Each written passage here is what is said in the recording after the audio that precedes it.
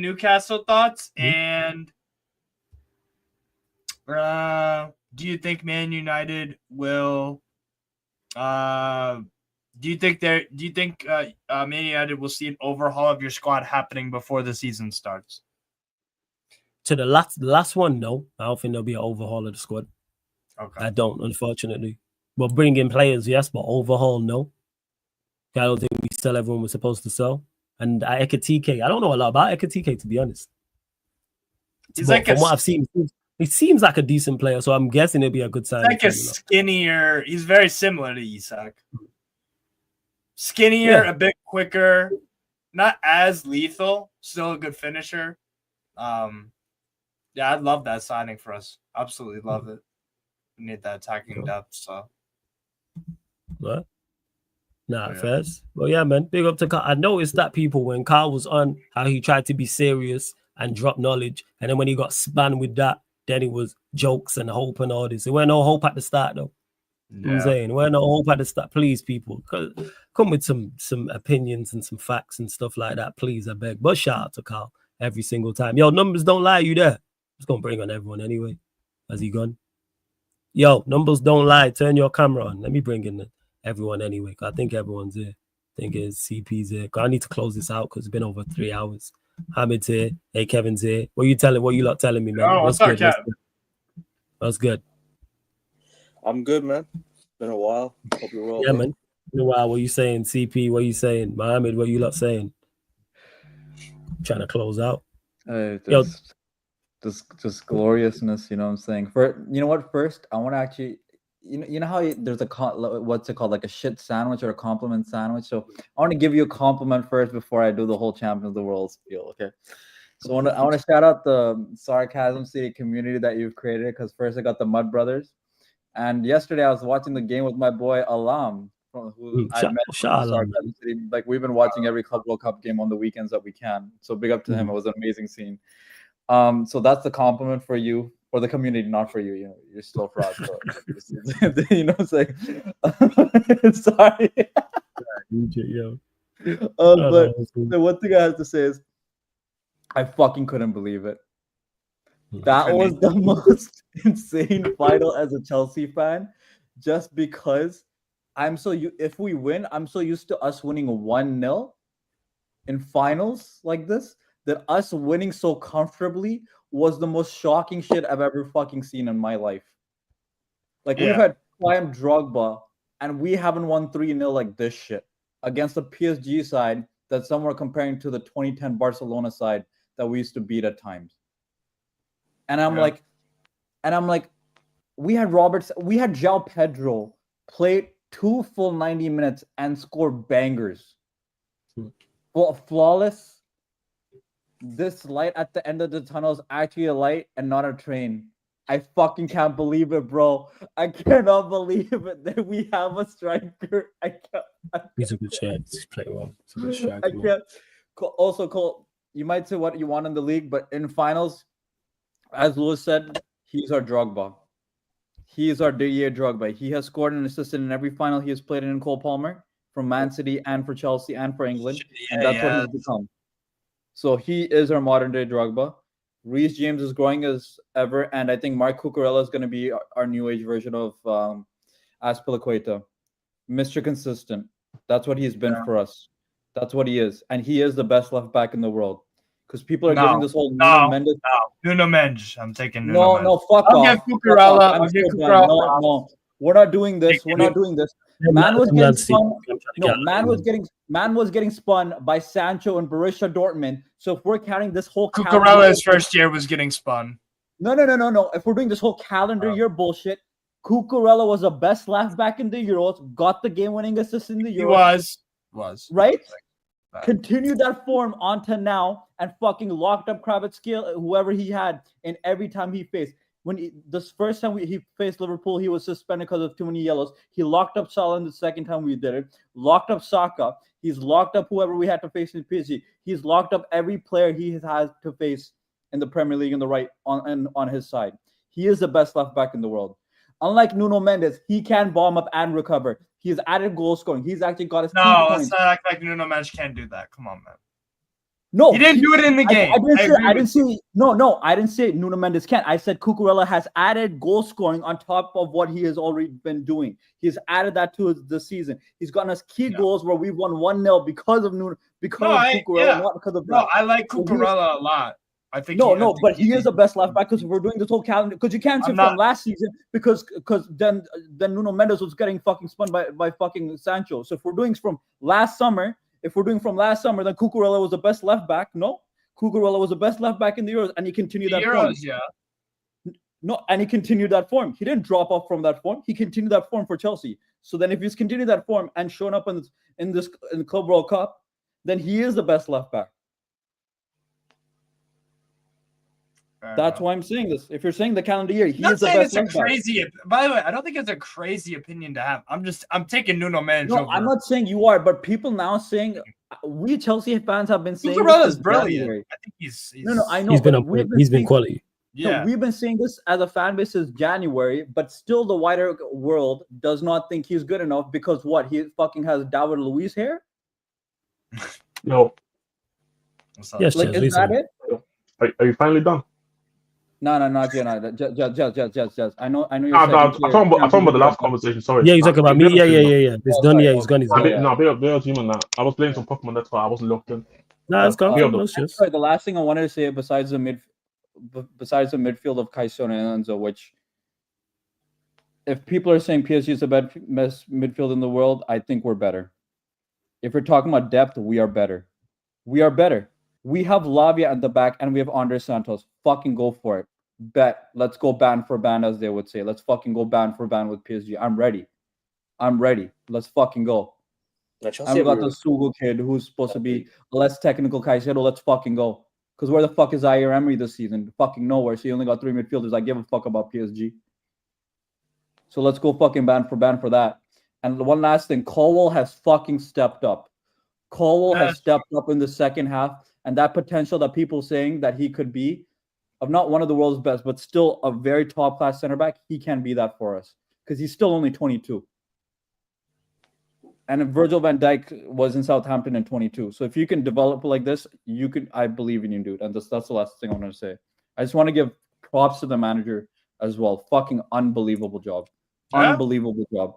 From being a championship manager that everyone was losing faith in, and us and Lewis's community were the only ones of the Chelsea fan base who were like, we trust this manager because fucking Poch is dog shit.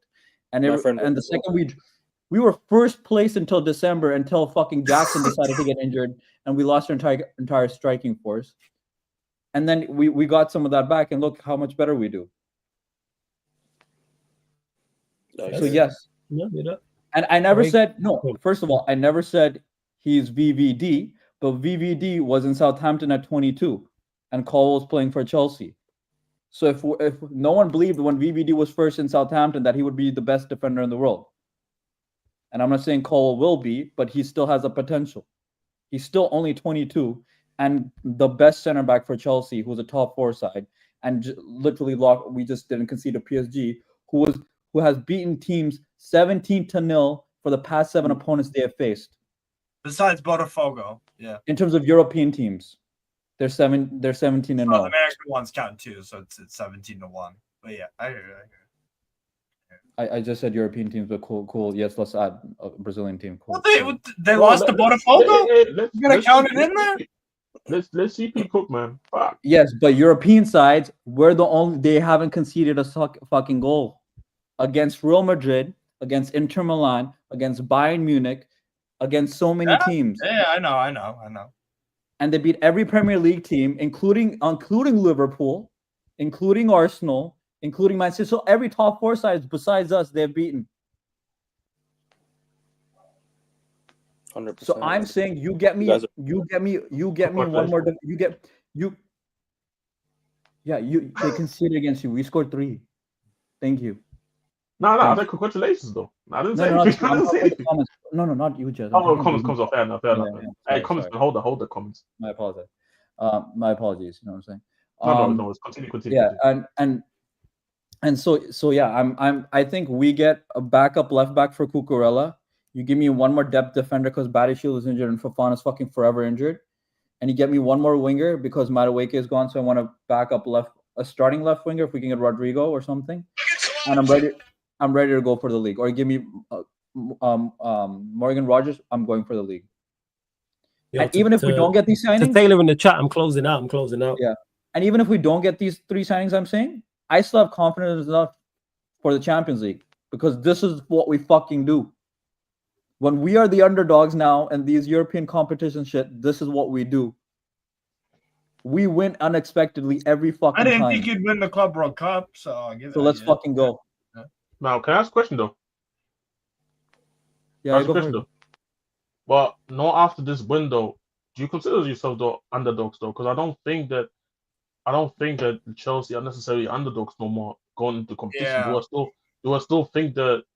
Do I think that I do think Chelsea went up the ranks in terms of where you want to rank them? Sure, but yeah, sure. One sec. I don't necessarily think you're underdogs though. Yeah, Bayesian Pops, you should know this about us. We won in 2021 against Man City, who were the clear favorites, and Bayern Munich. What are you talking about? That's what I'm referring to. In their own backyard as well, Bayern Munich. Yeah, so that's what I'm referring to. Just like your Istanbul moment. And let's not forget, you won and won against Spurs, which is fucking before this fucking trophy they won, which is fucking easy as shit to win. It's fucking Spurs. So I'm sorry. It just beat. If you're counting this a postseason trophy, I'm counting yours as a baby UCL because you fucking won against Spurs.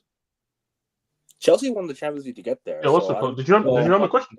And sorry, what were you saying, Jess? No, I was asking the question because you was talking about the underdog thing here. You was talking about the underdog thing. Dude, you look at Bayesian Pops. He's saying, let's see how you guys do. No, billionaire spent. Hey, Kevin, we are underdogs. We're still being considered underdogs. I'm trying to close out shortly. Nah, the previous guy. No, I just said we are being considered underdogs. That's what I'm saying. Like Bayesian Pops is proving it. He's saying, let's see how you do in the champs and all that. I think you're underdogs. I think you're underdogs against certain teams, but against most, no. You're one of the better sides in the competition. Yeah. I think if against PSG, Barcelona, teams like that, no. But everyone else, I think you could win the competition. Favorable draw, get a run, more than capable of beating a PSG, a Real Madrid, a Barcelona, a City, a Liverpool, a Arsenal, a Bayern. Definitely capable of beating them teams. Borussia Dortmund. Yeah, definitely capable. You have enough quality in your side. Go on, Kevin. Floor's yours, man. No, I was just saying that previous guy that was talking about hope and all of that, man. Like honestly, what hope? Bro, Ineos have given us no hope this whole transfer window. We've not signed anyone. We've not done any business. The only thing we've done is sign Cunha. We should have signed Mbeumo the same week. And that's all we've ever done. And I'm like, I question Man United's transfer policy. And I'm like, you keep on talking about saving money. You keep on talking about wanting to sign players under 25. Well, what is this then? We should have been signing players by now, bro. Bare players. Turkey was available for 20 million. Turkey was available. We could have gone for players bro, we are 141 million above PSR this year, by the way. So people saying we don't have money, we do. We have money. Of course the money's there. Huge talking, the money's there. What do you think we're offering for Mbeumo? No, we're not willing to spend it properly. That's the thing. We're not willing to spend it, and that's the issue because I look at Nigerian Naira. I look at the United board.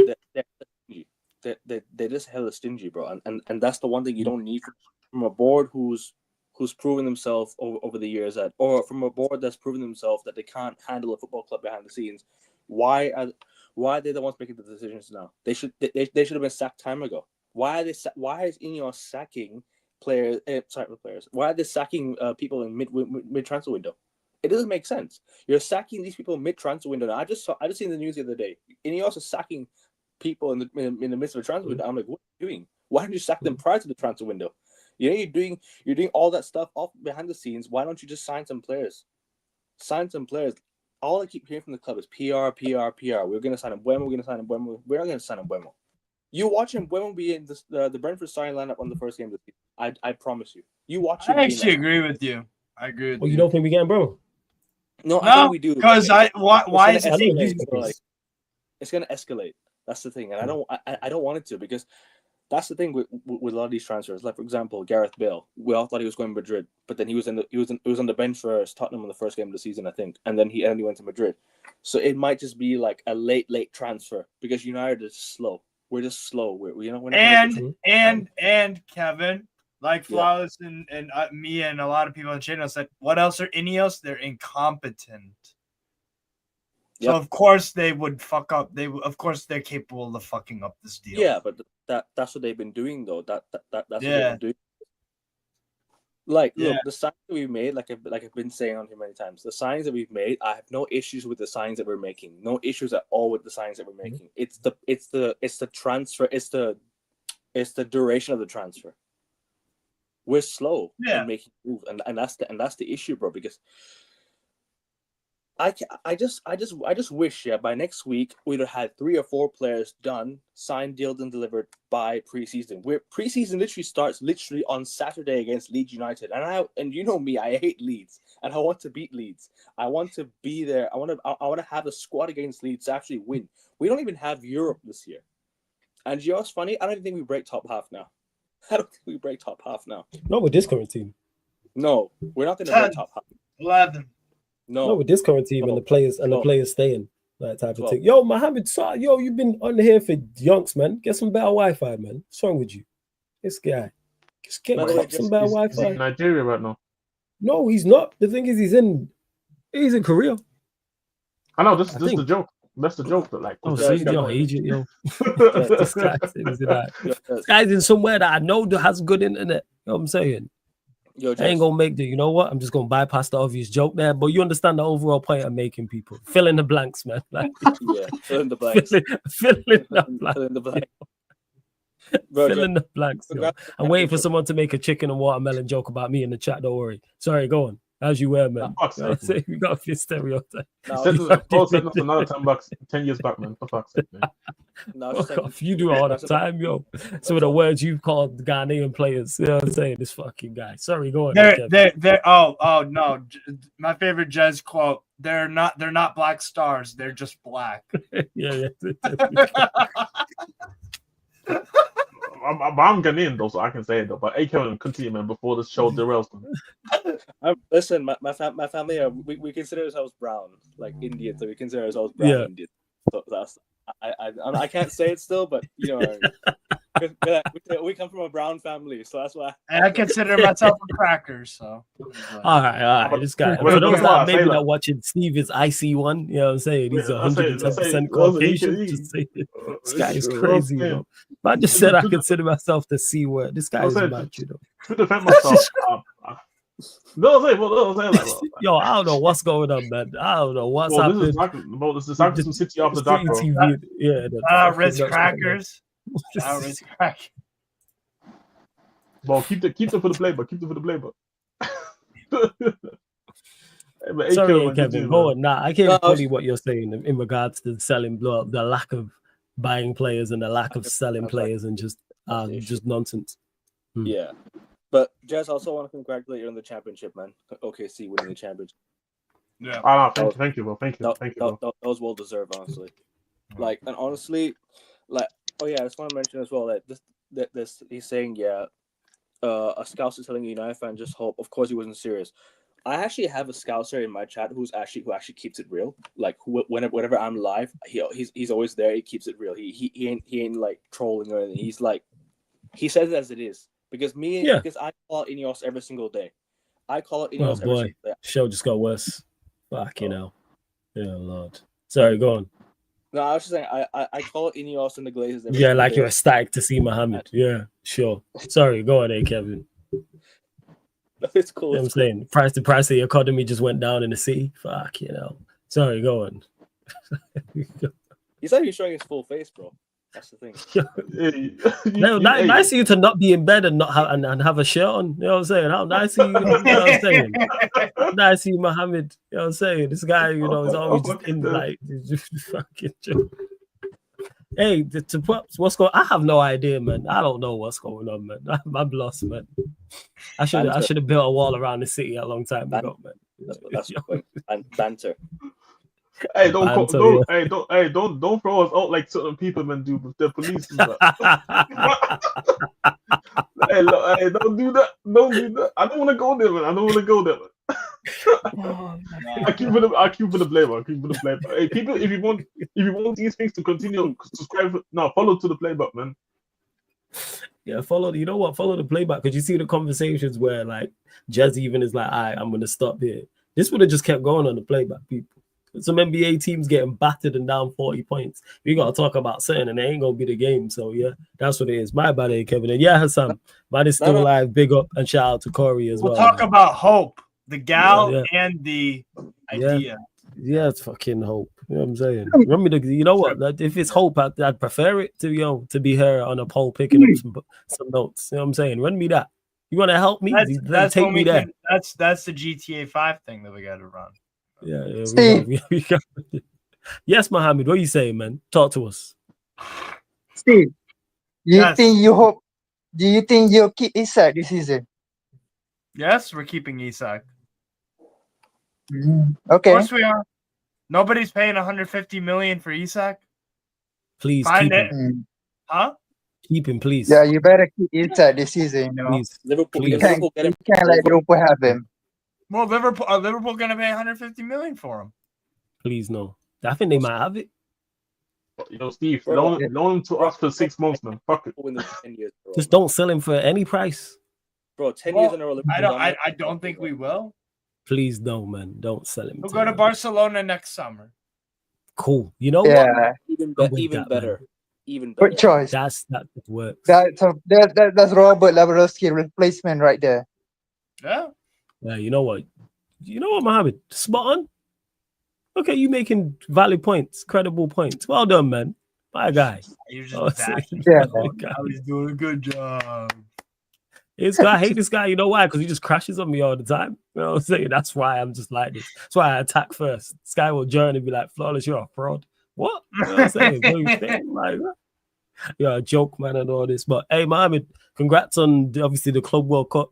Thoughts on it, man? Yeah. It was a win, innit? PSG, the midfield got run over by us, innit? Caicedo was brilliant. Palmer and that. Yeah. Sanchez surprisingly have a good game. Yeah. He did. Yeah. He did. What does it mean for next season for you? Has it changed your expectations? Like what you want from, or is it still the same? Or did that result go, hey, I want more? Next season, we have to compete for the league, innit? And try and win a cup, something like that. Mm-hmm. Yeah. That seems to be the general concern. Most Chelsea fans I've spoke to have said about the league competing, and then the domestic cups are there, and then Champions League. Again, if you lot could end up stumbling in and going and get into a final on some bullshit, man. But I hate football, man. I need a new profession. Don't worry, Crystal Palace will be there to knock them out of the FA Cup. Don't worry. Please do, man. You know what I'm saying? Shout out Palace, actually. Yeah. I feel bad for Palace, you know. Winning every cup get Conference League, crazy. It don't matter where we are, bro. Crystal Palace forever, bro. It don't matter. When I was a young boy, my father said to me, "Listen here, my son, you're Crystal Palace FC. Here we are. You'll know us by our noise. Have you got a new team? No, this is from the playback. These man was singing the Palace song like all season long, to the point off stream I was singing it because it was catchy.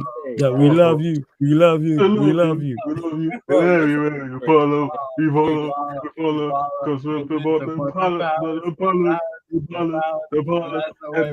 We like you, we like you, we like you. This is all I heard, yo. Hey, we're gonna bring a book to the playbook, man. Yeah, man. I can't lie. I have missed the Premier League on the playback and stuff like that. But hey, right, people, we closing out. Love to all of the callers. Big up all the regular callers, all the members, all the new callers, everyone who's in the chat. Shout out to Carl, who not only gifted a membership, he gifted memberships. He joined himself. He called in as well. Very entertaining call. Salute to him. Big up to Jimmy Jack for the super chats as well. And again, big up to big up all the mods, all the regulars, members, everyone supporting Sarcasm City TV, man. Shout out to Hope. Shout out to Hope. She be working. Yeah, man. Like Hope be working. You know what I'm saying? Up and down that pole. That's where I hope be. You be working that thing. So she be working. Yeah, give me hope. Right, let's see who's live, man, because we're gonna redirect. Live tomorrow, unfortunately, 4:30 p.m. UK time, Man United podcast. So we're talking some things Manchester United, and then I'm not sure what you're gonna get in the night time because I'm moving the City show. But I'll let you lot will know. You'll get some form of content. Yeah, go on. You're going, Mohammed. Yeah, I want to send condolence to Liverpool fan and the Jota family in it after the Yes. passing of Both Jota and yes. his brother. That was terrible, Absolutely. man. When I saw the news, I thought that was fake. Oh, it was terrible in it. Especially because Market was reporting it as well. Yeah, the media are terrible. Recording that Yeah. during the send off in it. Can't they mourn in peace? Yeah, For terrible. 100%. 110%. They're terrible for recording his wife as well. Like honestly, the media. It's always happened to celebrities, isn't it? Oh, I hate this. And his brother too. And his brother Yeah, too. his brother too. It's never nice to see a parent having to bury two children in one day. Very, very sad. Yeah. Very Terrible. It's never nice to see a parent watch their children go before them. It's always sad, man. But big up to his family, man. Honestly, and blessings every single time. You know what I mean? That's life. You have got to and just wish everyone the best. Wish everyone a light, safe journey wherever it is, because you never know, it might be the last time. Especially with Air India, you've seen Air India as well. You've seen the flight the other day in the UK as well. So you never know when it could be your last, man. Just always send everyone blessings whenever you can. Nah, facts, like 100%. Let it be known that the people know, you know what I'm saying, that you love them for real. You know what I'm saying, because it could be the last time you people, you know what I'm saying, and facts. And don't take nothing for granted. Don't take nothing for granted. Yeah. And also for the people Anyone that or you anything. facts, and for the people you dislike, tell them suck their mother today. You know what I'm saying? Let it be no sorry, man. No, sorry. Like Ryan. Sorry. I couldn't resist. Ryan, fuck you, man. Ryan, man. If you see Tell them Ryan, fuck themselves today, yo. Let it be known. You just gotta look at, you know what I'm saying, look someone in the face like Muhammad and say, hey, you're a prick, mate, and shit like that. You just gotta let it be known. Hold that. Yeah, hold that. But nah, all jokes aside, people. All jokes aside, for real. Let your loved ones and people around you know what I'm saying, that, what's it called, that you love them for real. That you love like 110%. It was, and it was beautiful at the time and up until now to see the footballing community like mourning and showing but nothing but love to Shaw and his brother as well, man. You know what I'm saying? I love that. Some things are bigger than football, and that is without doubt one of them. So I love that. Go on, Can I man. ask Did you a go and say question? something? Yeah, of course. Go on. Will Liverpool get a pass if they don't win the league this season because of Jota? I don't think it'll be more so a pass, but it's more so how it goes. Who did they buy? Who did City buy? Yeah, I don't think it will be like a pass thing, but I think people just look at it. It might spur them on. What more motivation do you need? Yeah. If that's me, exactly. I'm already motivated anyway. I'm even more motivated now. I think they're winning the league this year, fellas. I think they're going back to back. Yeah, they might do it. I don't know, man. I just think the transfers Liverpool. Man City will run them extremely close, but no, they will. Still I think they will get better. It's just I just think Liverpool have a better team now because they might. Don't forget, they might still get Isak. They can still get Isak if they have the Liverpool. I hope though. Bro, I as a United fan don't want to see this, man. This is the worst time ever. Yeah, tell me about it. But you know what? I can't bet against that ball-headed demon over there on the blue side of Manchester. I was thinking you got something for everybody. He's a ball-headed demon. He's on a. We seen what happened last time they didn't win the league. I'm on 4 in a row. Like I just think he's going to be on ultimate violence and be like, "What? I'm him." Type of thing. Go on, James. Go on. Why are we ignoring the obvious team though? The team in North London though. Who's Spurs? Yeah, Spurs got a shot. Kudus, Gibbs White, Maddis, Solanke, Thomas Frank there potentially. We doing a wrong as well. Bro, we doing a Leicester, bro. 5,000 to 1, bro. You know what? I'm with you on that. Spurs are doing a Leicester, man. I'm with you. I see it, man. I see the vision, man. Oh yeah, because they survived relegation as well. See, you see the vision there, Kevin, man. What is this? I'm saying, bro. Hey, Muhammad, You know bro, what this hey, is? enjoy Come on, you Spurs. That's what it is, Mohammed. Go marching in. Go marching in. I wanna be in the number. Oh, if the Spurs go marching. Oh, this Go is your marching fault, in. If the Spurs go marching in. But actually, not. We'll talk though. What about Arsenal though? You know what? The biggie, like I just mentioned, that ball-headed demon over there in the blue side of Manchester in the dugout. That's Arsenal's biggest problem.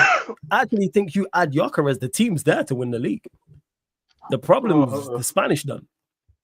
The manager. I don't think their team is better than Man City's or Liverpool. Again, not better, no. But when I say it's not better, I think it's the same way.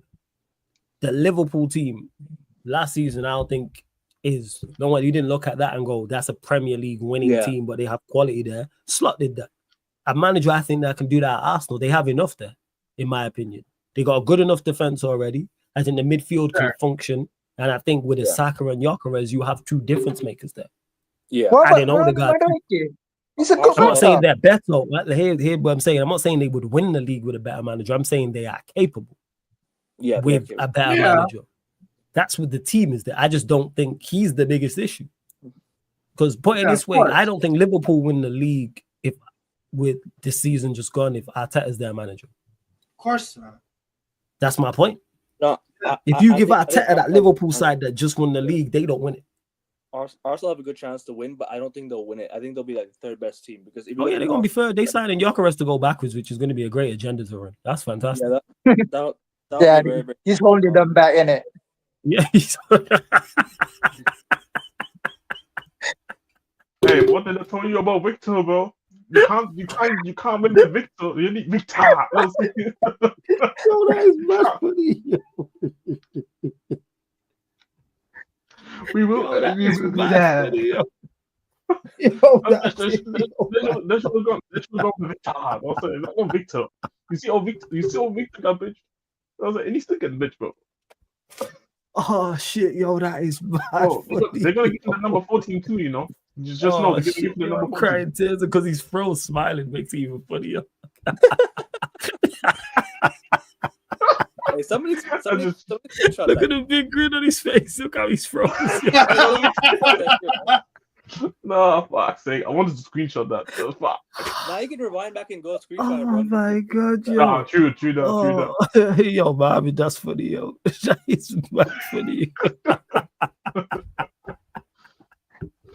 Yo, you hit me with that one. I can't lie, yo. Man said he's holding them back. Yo, that's mad funny. Don't let that be the agenda, yo. That he's holding them back. Yo, they did better with Havertz in the night. Like, we can't be doing this. Oh my god. No way, yo. Oh, I actually think they're going to finish third as well. Oh, but add Chelsea to the mix as well. They're going to be a good team next season for sure. I think Chelsea they will, but I think they need to. I still think they got deficiencies overall over 38. I think they're more sleepers for the cups than the actual. I don't think like that. Definitely, because it's consistency. Yeah. Their biggest issue is just consistency. It feels like. Yeah, I don't think their defense is there yet. I think the goalkeeper's still a problem in the defense. And it's going to sound crazy. Whoa. Respect the goalkeeper of the World Cup. No Shut up, man. I don't think even I rate João Pedro. I just still don't think they have enough goals in their side. Outside of Palmer, I don't know who's scoring for them. Palmer's cold. Really? Yeah. You don't think? All right, so you don't think João Pedro gets 15 in the league? I think he gets low double digit. I don't think he gets mid. I think he gets 15 in the league. I think he gets 12. Yeah, I think I'm the floor. I think he gets. What about the lap? 10? I don't think the lap plays enough. I don't think the lap plays enough to get 10. I think you get 7 or 8. Yeah, João Pedro can also play wide left. Like he can. But I don't think you're getting the best. No, he can't. But do you think though? Don't you think that Gittins gonna get his opportunities on the left though? So let's say João Pedro gets 15, Palmer gets 20. Who else? I would argue Esteval. I feel like I feel like they have a bunch of guys after those two who can get like the high single digits, like 7, 8. You know what I mean? Gittins will get like 7 or 8. Yeah, Nets will get 5. What's his record like? Let me see his record in the Bundesliga. He have good had a numbers. good record. He had a good record. Yeah, for the limited game time, I think he had a good record. But the lap, but and João Pedro. They're the two. So you got 8 and 32 in the Bundesliga. We'll see. Maybe I'm being a bit harsh. I just look at it. But then also you gotta consider as well this season. In the second half of the season, he came a lot off the bench. Yeah, so this is the thing. But maybe I'm wrong. Maybe Chelsea are a sleeper for the league. Okay, how many goals? Okay, Steve, let me ask Stephen the question. How many goals do you think then, as of right now, in the Premier League they're scoring, or you projecting them to score as of right now? Chelsea, as a team, like how many goals combined? In the league only? Yeah, in the league only. Yeah. Let me look at what they got last year. Because I think they're gonna. I have a feeling they're gonna score about mid-70s, which is at least top 4. I think mid-70s, which should be guaranteeing top 4. They scored 64 last year. I think they'll score. You think they're better than you? They'll still get 78. Yeah. Wow. I bet you. Have you lot finishing 5th? So as of now, as it's constructed, do you have you lot? No, I have us finishing like 6th. Villa. I know. Nah, you finished 5th. Get it, man. Spurs. No. Well, we'll be better than the mighty Newcastle, man. So who you got finishing above you? Obviously, you got. Yeah, you need to have a team above you. Arsenal, Chelsea. What Villa? You saying? Maybe we finish 5th then. Yeah, maybe. Yeah, I think that's that. You're around. I think 5th is fair, but then I think you're too harsh, man. You know, a good team, and I think Alanga will do very well for you. Yeah, Alanga will be a good. Steve don't like Alanga like that. Nah, I'm saying for how you lot play in the Champions League. Yeah, but like I agree with that. You lot are going to those two in transition. You lot are going to batter somebody. There's a team you lot are gonna, whether it's Premier League or Champions League, that you lot are gonna smoke. They're the two quick. Them two as wingers. Lightning and the thing is, Isak, and let's say in a world where Etitika does try Isak stays, which I think also I'm Steve. I think Isak stays, and let's say they're gonna get Etitika. Well, on the counter, their team is crazy. And one thing with Etitika, I say with Etitika all the time, like I do think he needs development, but I do think that Newcastle's the right move for him. Newcastle, Jez, Newcastle's a great spot. Newcastle's a great spot for strikers. So I don't. No, I agree. That's what I was just saying just now. But what did you say, Kevin? Sorry. But who do you bench over? Do you bench Anthony Gordon? Do you bench Anthony? But that's the thing. You know what it is for me. I don't think it'll work. The thing is, there's the option where you can go with the 4-4-2. I think there's an option where you can go with the 4-2-4 because I do think they have the midfielders with the energy to play a 4-2-4 if they want to go super aggressive. Yeah, I would love the 4-2-4.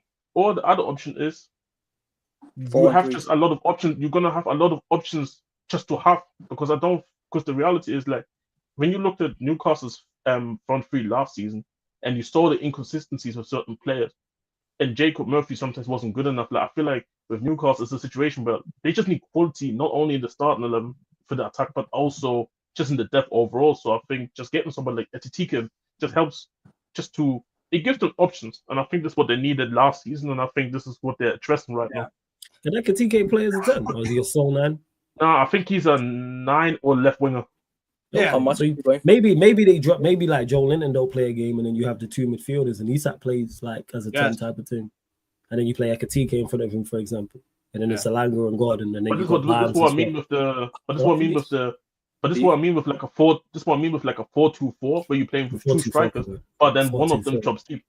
I hate going there as it is. Fucking nightmare. Steve, how much is Etitika? How much is he? 70, 80, 70, 80. Yeah, it wouldn't be bad. So if you like sign Etitika, does that strengthen Steve where Newcastle will finish? Does that change it? In my opinion, it does. To be honest, I do think they need a Steve, man. What happened? I do think it's because we need more to overtake like a Chelsea or someone like that because they have the depth on us. What do you lot need? In your Two opinion? center backs, goalkeeper. A backup Starting right center back. backs up. Let's put center backs. Yeah, because Botman is injured too much. Yeah. Okay. And even then, like I think Pope's a good shot stopper, but then again he's a little. He just no. I think he did his purpose. Like I think he took them as far as they could, but I feel like they're at the point where they can definitely. Yeah, we look at need an upgrade. He's just an upgrade. Like he's not a bad goalkeeper, but I think he took them as high as they could. Like, Yeah. It's not like he's like Robert Sanchez out here, but like he's had some exactly. But mistakes that have. exactly. I just think with Newcastle, I do think Newcastle can break into the top 4 because we don't know how the because for me, it's all about end of the day. So many factors can come into a season. Like who's to say where Chelsea might not be healthy? Who's to say that Arsenal might not stay healthy? Like who's to say that Chelsea may be concentrating, like Flo's earlier said, in the cups because we know about the inconsistencies in the league. Like it's just so many factors I feel like comes in where like I don't think we should be ruling out the idea of Chelsea Newcastle finishing in the top 4, to be honest. And I do think the quality is there. Do I agree they should sign at least a goalkeeper and a centre back? 100%. But as of right now, I don't see how they can't break into it. Like I'm not saying they will, but I think they can if everything plays right. Yeah. Yeah. Well, we'll see. I'm just like, I don't know, man. The Alanga thing is just like you can find cheap depth. better. Yeah, exactly. Plus, you can't convince me that he's much better than Jacob Murphy. I don't think he is. I think he's better for your system. Yeah, I do, Steve. I think that's what it is. He's Anthony Gordon, but not as good.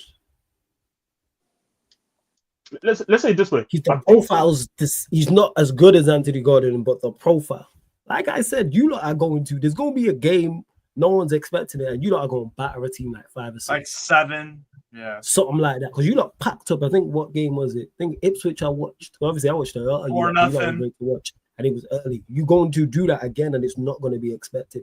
Those two are speedsters. I can't remember a duo as quick as those two on either wing, especially with the way that you lot play as well. Because you lot play that, and you've got in Isak, you have the perfect file for those, and then you got the friggin' Shield wrestling midfield. You got the WWE midfield that just beats people up and just be jumping people. I'm telling you. I'm telling you. Yeah, man. Like you lot are going to again. Alanga might not be the best player like overall as him, but I'm saying he suits you. And when he was you, I was like, I get him. I was like, it makes some sense in the world because of the way you lot play. Presses, energy, and all that type of stuff. They're pitching with goals as well.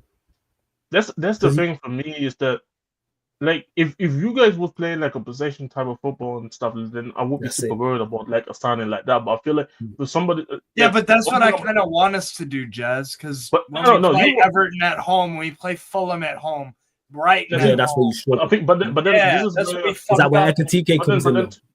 And this is the thing, like. You have still Murphy is still around. It's not like he's gone or anything like that. Like, no, we have 6. I love the fact that we have Gordon, Barnes, Ekitike, Isak, Murphy, Alanga.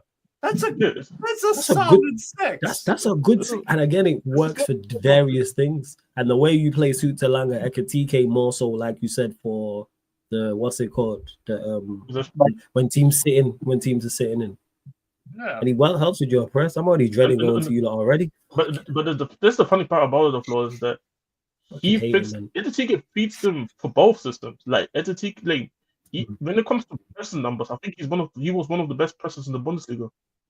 Yeah, like he was his bro. He has the energy for like, and here's the thing: we wanted him when he was at Stade de Reims, and I wanted Newcastle to get him when he was at Stade de Reims. And he was playing like left forward, left striker, left wing kind of thing. And I was like, he's dancing around people. Like, bro can dribble, can shoot. He's a really good player. He was never gonna play at PSG. I hate when people pick that shit up. That was just a dumb move. Now I agree with you, and this is why I sit here and say like the reason why I didn't felt like an Ekitike move to like a Man United or necessarily a Chelsea wasn't the right move for him because I felt like he needs a scenario where their pressure is not extremely high on him having to perform. Of course, in Newcastle and Liverpool, there's expectation of him to perform, but when you have so many big hitters around you, trust me, you're gonna be fine then. And I think with Newcastle, Yeah, but there would be pressure on Ekitike. No, I don't because disagree. he would be our club record signing. I don't disagree with He that, is. but I do trust the attack, also the people around him, the attack to help in case he's not fulfilling everything in the first season. You know what I mean? Yeah. So that's just my thoughts. Like, but I do think Newcastle's in a good position. Like I know Newcastle's linked to Scalvini. I don't know if that's gonna happen, but even then, there's so many good centre backs out there. Where I'm just thinking that if you guys get Scalvini, you're set. It took me a while. Injuries are the only problem with Scalvini. I know Injuries. that's the problem. But even I then, already even have if you that. don't I go- already have the issue with Botman. But then even then though, even if you don't go for Scalvini, there's good enough centre backs out there who can play on that side. Diomande at Sporting, De Winter. Exactly. And that's what I mean. So I feel like I get. See, since you're the Newcastle fan, it's not like I'm trying to disagree with you and say like, oh, I know more than you about Newcastle. But I do think there's a lot of upside. There's a lot of upside with Newcastle. That's all I get what you're saying to look at because you're annoyingly right a lot about this. That's why I don't really question you when you talk about Newcastle. But I think there is positives to it. But I get what you're looking at when you're saying, "Oh, I want more," which makes sense as well. Yeah, Pops. It took me a while to say what you lot are saying, but you lot make sure you subscribe to Strasbourg Steve. He's back. His channel's back up and running. Hey, Yes. Steve, let him know what you got coming up in the next weekend, all that good stuff. Floor's yours. Yeah, so I got a stream. Well, for you guys in the UK later today, later Tuesday, 10 p.m. UK Newcastle Chelsea season review. Then straight after that, I'm gonna do watch along for the Copa Sudamericana. Vasco da Gama are playing Independiente de Valle from Ecuador. Then on Wednesday, Santos Flamengo and Portland Timbers Real Salt Lake watch along. Thursday, Fluminense Cruzeiro watch along, more Brazilian football. Boca Juniors Club Atletico Union watch along on Friday. Then Saturday, just a bunch of watch alongs with the highlight being LAFC, LA Galaxy, El Trafico. So that's a fun game. There you go, people. Strasbourg Steve. Hey, Kevin, shout out your channel, man. That's what you got coming up, all that good stuff. Before you go, Mohammed, 1 second. Go on here, Kevin. Is Neymar gonna play? For Santos? So Santos. Is fit? He's gonna play. I think so. Mohammed just ignored you, man. That's crazy. Yeah. Oh yeah, he does not respect the MC, man. No one does. I'm used to it around there. It's crazy. Hey, Kevin, shout out your channel, man. Still laughing at that Yoko's joke. That shit's hilarious, yo. So yeah, I have a channel called AIN Sports. Obviously, I'm on 357 subs right now. Currently, 3 subs with 360 subs. Just literally, if you guys could sub, that would be great. I'm right now, man. I think later today, I'm doing a show with King on his channel, African King Academy. I'm sure you guys know who he is. Shout out African King. He was here earlier. Yeah, he was here earlier. Yeah, his channel. I'll be on his channel as well later. And obviously, I have a friend called Rasta Stocks as well. I'm sure you guys have seen him. Yeah, I know Rasta Socks. I see him in the chat. Yeah, shout out Rasta Socks. He does YouTube as well, so make sure you guys sub to his channel as well. So I'll be on his channel again later today. So yeah, just AIN Sports people is this one right here at AIN Sports 7. There you go, people. I currently I just subscribed, yeah. Big up to you. Tennis, football, basketball, obviously F1 as well. And NFL at times we'll do NFL like when the playoffs happen. So yeah. So yeah, I mean I've got a lot to do. I've got a lot of sports to talk about. Obviously, I do a podcast with my friends now. Like I do a podcast with my pal. We did a show called Beyond the Ball. It's a podcast called Beyond the Ball. We talk about issues in football. Pretty much issues in football, like ownerships and everything like that. Football scheduling, VAR, referees. I have a tennis podcast. Well, obviously tennis just happened. The Grand Slam just ended yesterday or 2 days ago, and then what was it again? And another podcast is called Pole Position Pod in F1. So yeah, I have more, and then the Hoops Pod NBA. So it's a fine name, by the way. What the pole position? Pole position, but yeah, that's a code. That's a code name for F1. That is a good name. That is a good name. At GBZ. Yeah. Chat GP, shout out Chat GP there. That's cold. Yeah, let's fire that. But yeah, people, like I said, give me 360 subs if you guys can do that. So in Sports 7, I will be doing more shows across the week and tonight, tomorrow, every day live. But big up to everyone. So yeah, Strasbourg Steve, make sure you subscribe to his channel. Links in the title. AN Sports, make sure you subscribe as well. Mohammed doesn't have a channel, but still don't subscribe to his shit. But yeah, run up the likes, hit the subscribe button. Sub to this man right here. Sub to this man right here. Please run up the likes and subscribe on here. We've been almost 4 hours on this fan calling show. Big up to you lot, man. I know it's been a while since I've done one of these, but they'll now be definitely back on a regular basis, like every Monday as well. So don't worry about that. I'll even occasionally do them and during the week as well. I do mention our podcast as well. It's called Red Army Rant Pod as well. So make sure you guys tune into that. Yeah. Make sure, man. A Kevin over there doing multiple sports, football, like you mentioned, tennis, cricket, Formula One. The list goes on. So big up, love to everyone that's locked in. We're gonna redirect to Faz. We're gonna redirect to Faz. Put Sarcasm City TV raid in his chat. This has been Talk Your Ish, the fan calling show, live on the Sarcasm City TV YouTube. Thank you very much for tuning in. Places out eating yourself.